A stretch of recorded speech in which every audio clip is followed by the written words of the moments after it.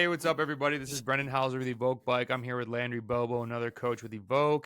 Welcome to the podcast. We had been talking about, do athletes need an A race? If you're not sure what an A race is, that's the highest priority race in your upcoming race season. And the reason this came up is we were on a coach's call and I had an athlete that had reached out, asked me about this. And as racing season comes around every year, I always get an email of like, hey, I don't know. What's the difference between an A race and a B race? Should I have this?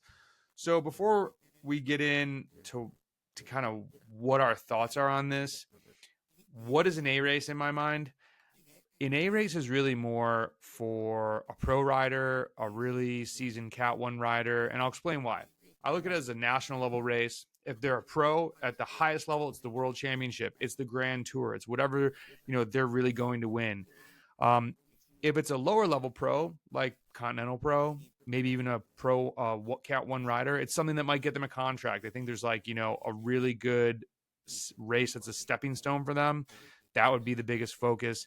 And maybe it's states for a Cat 3 or 4, but here in that scenario, I'd argue that you should just train for that as any other race, because in order to really have an A race, you need to be able to create a peak in your fitness. That's the whole point of creating an A race. You say, hey, I've got this A race. Now I'm going to do an overload 3 weeks before is usually kind of the templated recipe, we'll call it. And while peaks can definitely happen, they're not always predictable. And when an athlete has a full-time job, a family, they're not just doing this as their full-time job, then it becomes even harder to achieve this peak because your life is dictated by all these other external things besides your race goals. So I would recommend trying to be 95% for as many races as possible. And then if there is one that's a hometown race or, a state championship, maybe you just taper a little bit more, or maybe you don't do a workout on, when I say taper more, if you're going to every race, you might still do a hard workout on Thursday and go race on Saturday. It's like a B level race. I would say if it's a little bit higher priority, maybe skip that session on Thursday and do another endurance ride, or take a rest and do openers on Friday. But Landry, I want to open this up to you. What do you think when just the question is posed, should an athlete have an A race? As you're saying, athlete dependent, but for most amateurs, especially if you're trying to move up in the ranks, you're Cat 4, Cat 3, no, you should just try to race as much as possible and be good at every race. And most of us are not anywhere near their physical peak. So if you want to think about, I want to be 100% for this A race, well, really, you might only be at 70% of your full potential as an athlete. So you should also be focusing on getting stronger the whole year. Where do you want to be in 5 years? Not just focusing on this A race. So you should be focusing on just getting stronger the whole year, because you can, and you can still perform at all your races. And just periodizing your training according to that. I have a great small microcosm example of that, of an athlete is starting to race. They're a Cat 4. And they said, hey, should I start cutting out the lifting? And I said, well, what do you think? They're like, well, I've got this race. And I could tell that they were excited to go to this first race. And I do believe, you want to start out hot, but just as you said, he's at 65% of his potential. He has just really started training. I said, I think you should keep doing the 2 to 3 lifts a week, because it is January.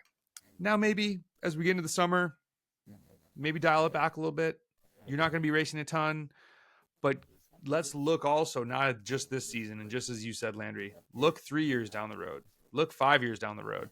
There's so much more for you to come. So don't dial back training for every single race, or it's going to take longer to get to your true highest potential. What else are you thinking about this? I think that when athletes have an A race, it can sometimes take away their focus on other opportunities to win, where a win is so hard to come by. Like if I win any race in the year, I'm excited. Even if there's 10 guys, I'm like, okay, cool. It's a small race, but it's a win. And especially if you are trying to move up in the categories, gaining confidence and understanding how to win, even if you win against 10 other people, is going to make you a better bike racer. So I just think that's another thing. There's so much focus and pressure on this one magical A race that does that race really matter more than all the other opportunities? Like, what do you think about that when you're talking to a Cat 4 or Cat 3 trying to move up? Yeah, what you said there about confidence is so important, is being confident in your abilities. And the more you race, the more results you get, the more confident you're going to be. And I remember this happened to me a long time ago when I was still a Cat 3, and there was just a summer where I was just flying. I was unstoppable. And I was like guaranteed that I was going to be at least on the podium every race I showed up to, and just showing up knowing that I was like one of the best ones there. It changes the way you race. Like, cause if you're suffering, if you're putting the hurt on if you're hurting yourself, that everybody else is suffering that much more. And cycling is such a mental game, and you want to build that confidence in whatever category you're at, because if you build that confidence in the Cat 4s, you're going to be confident in the Cat 3s. And sometimes the best results come when you're not even expecting it. If you put so much pressure on one event, you can really crack under that pressure. That happens to me, or that has happened to me a lot, where you have this one race. For me, it was Tour of the Gila, where you really want to do well at that one race. And that was like the one event that I was training for the whole winter, that I just dreamed about. And both times that I went and did it, I just like cracked under the pressure, and I was just so nervous because I wanted to do so well, because I just kept envisioning all the hard work that I had done to get to that place. And then I was just a bundle of nerves, and I should have just treated it like any other race. I think that is an amazing point that you make of some of the best results are at races where you might not even think you have a chance of a result. But if you've put in the work and you go in, opposite of what Landry's saying, you go in and you're just like, hey, I'm going to give my best. I'm just going to race. You're not all, stressed out. There's a coach from LSU that said sometimes you got to shut the brain off and let the body just do what it knows how to do. And in cycling, any endurance sport, it's so easy for us to trip over ourselves and just go in calmer. I mean, that is one thing I've tried to get better at in the past 5 years, of just being less psychotic about the exact warm up, the exact eating, the exact this, and just going with the flow more. And it definitely makes race day so much calmer, so much less stressful. And yeah, it's just a better way to approach racing, better results. I think a few other reasons that I was thinking of as reasons why you don't want an A race are when you have this magical A race. I remember my nationals the second time I went back in 2011, maybe, in Georgia. Sometimes you have bad luck. I flatted. It was 100 degrees. There's no vehicles. There's no chase car. You flat at that course, you're done. What are you going to do? I mean, sometimes you flat. That sucked. And fortunately, I was racing a bunch. It was an A race for me in my mind, but I was able to move past that quickly because my whole season wasn't hanging on that race. And to the same extent, sometimes the race just doesn't unfold as we hope. You might miss the break if you don't have teammates, or if you are racing with a team and you're all killers, like your teammate might get in the break and now you have a totally different role than winning, and your victory is going to be a team victory, which is awesome. But if it's an A race for you, it's probably something you think you might be able to win. I think that if we look at an A race, sometimes then people don't focus on the other races right beforehand. And if you can win 2 weeks before a big race, that confidence and flow that you get is going to be better than any magical overload you can do. And just getting that win is huge. And then, kind of as I said before, it's not always easy to get a 3-week overload to work out perfectly. So train normally and show up ready to just crush at everything.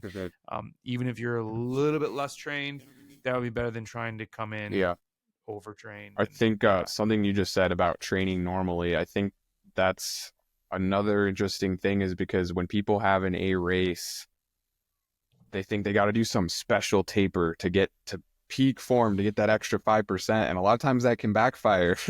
I know that that's happened to me so many times where it's like, okay, I'm going to do a 25-hour week, 3 weeks out, and then I'm going to do a rest week, and then I'm going to do this special 10-hour week to make sure I'm super fresh in this particular taper protocol.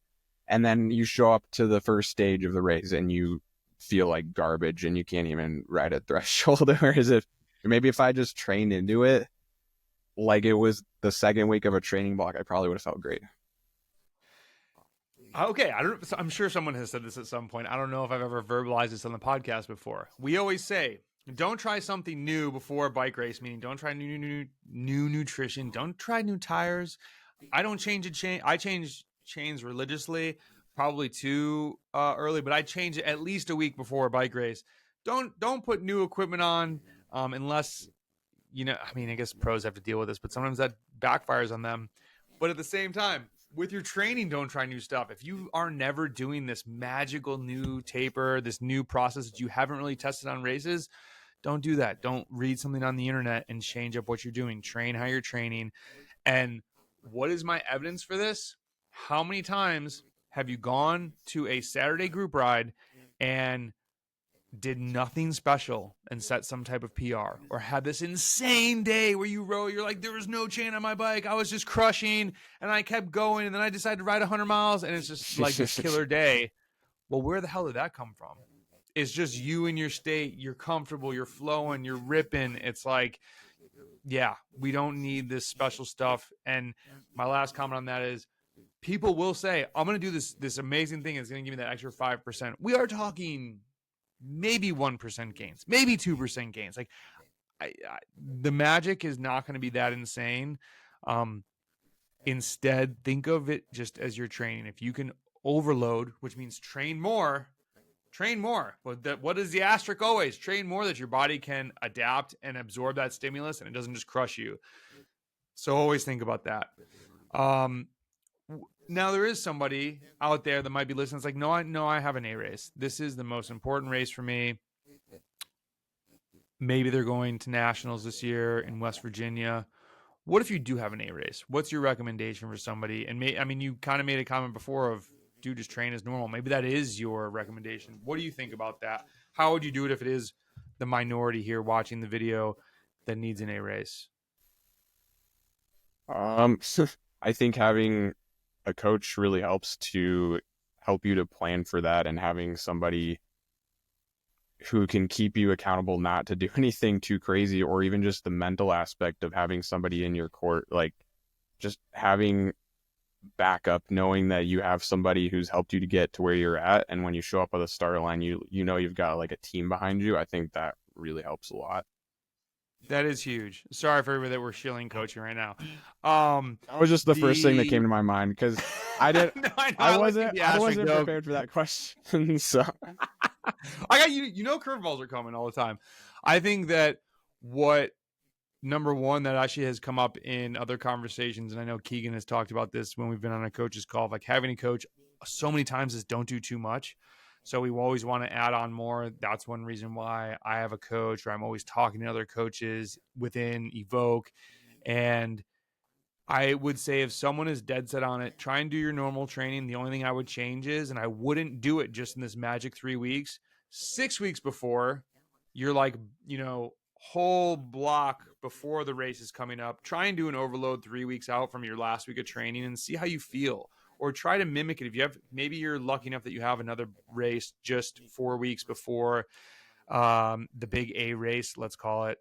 Try out this taper, because things that you've done one season might not always work the next season. So try the overload, and then, you can look up textbook stuff, overload and then normal training and then taper it a little bit, do your event. I don't even follow that because I don't like having an event at the end of the third week of training, which a lot of templates will say to do.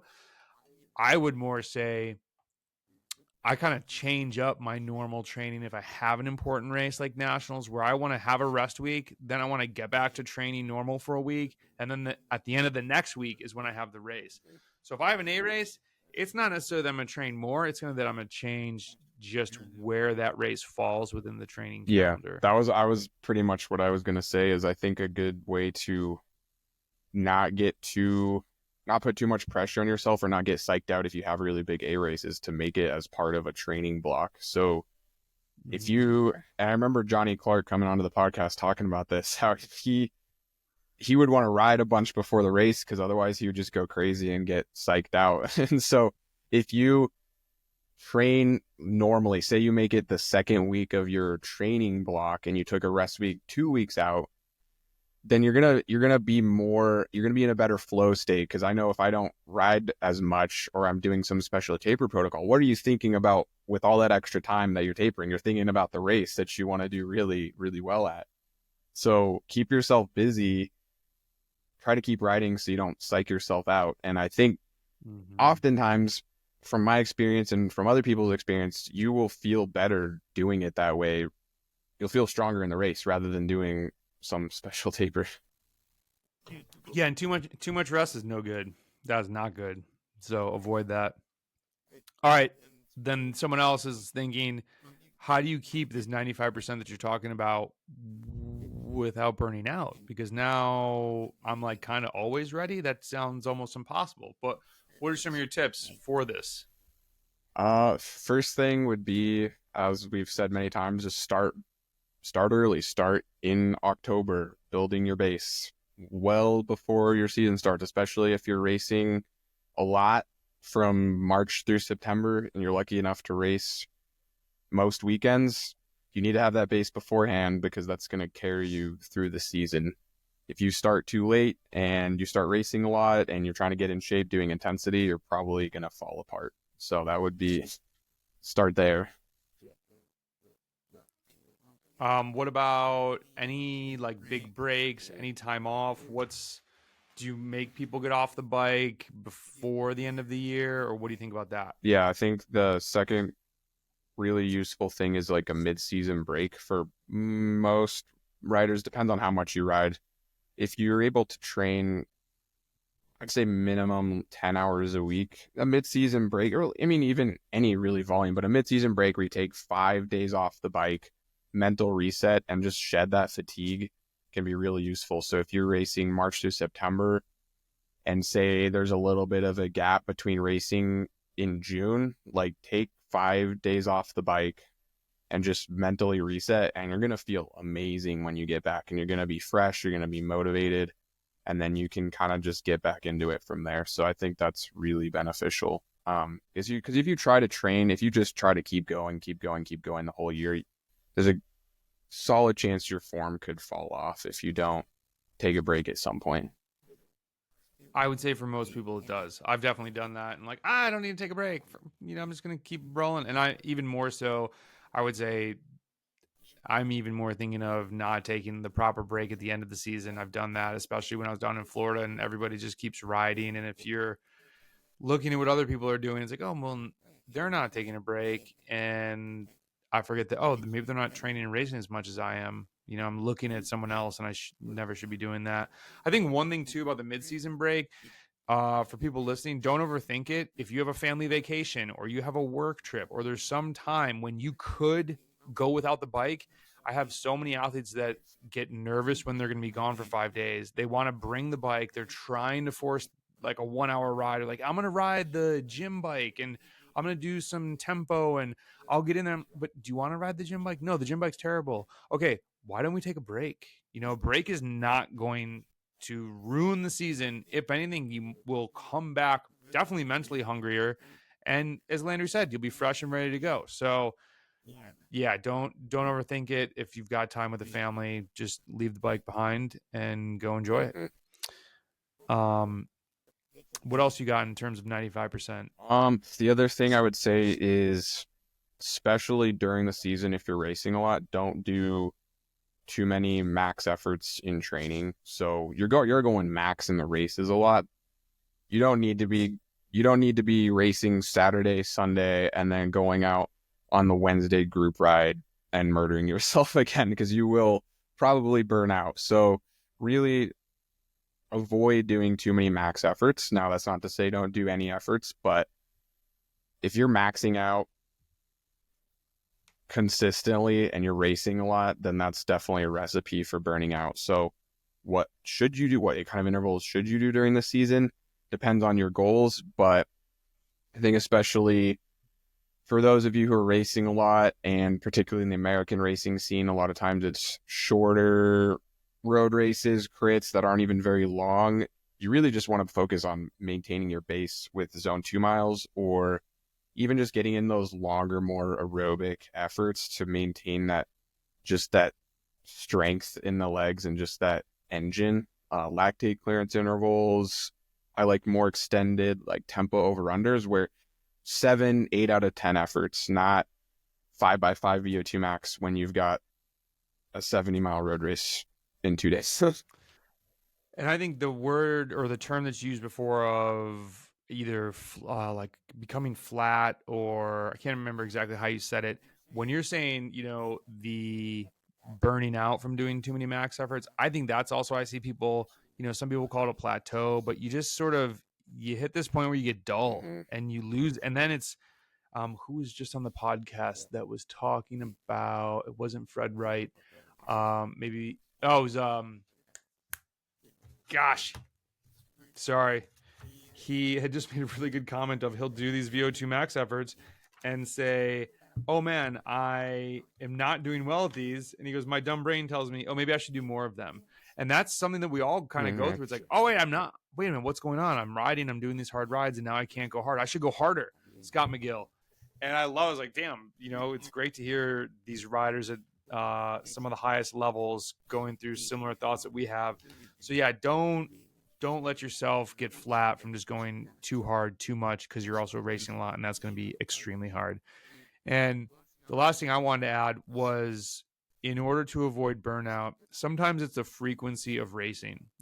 Especially spring comes around, we're going to every race, we're super pumped, summer comes on, your teammates are getting fit, you're going to this race, that race. Remember, that's a long season, and if you ever feel yourself feeling like the racing is a task and you're not stoked to go do it, unless you're on a team where you're getting paid and you have sponsorship and you're getting all this free stuff and you've committed, well, then you got to go. But if you're doing this for fun and for you being the best athlete you can be, maybe you need to skip a week and not go see your friends at the race, but go like ride with the local crew. I think any experienced athlete has gone through that. And don't feel bad if you find yourself at a point of the season when you just don't want to race. Do something to reignite that excitement, or it's a really long season and you'll get to the end being miserable. And that's probably not why you're doing this. So, any other final thoughts, Landry, on the A race, B race, C race, any race comments? Um, Not that come to mind. All right, everybody, good luck with your training and racing. If you need a coach, hit us up. If you just want to get a training plan, check out our store. We have a plan for everything, and they are some of the best I have ever seen. From our free power file analysis that we have done for hundreds of athletes, I have seen almost every coach's pre-made plan, and I've made sure that ours are top. So check them out. Everything from Crit, Graham Fondo, whatever you need. Landry, thanks so much. Everybody,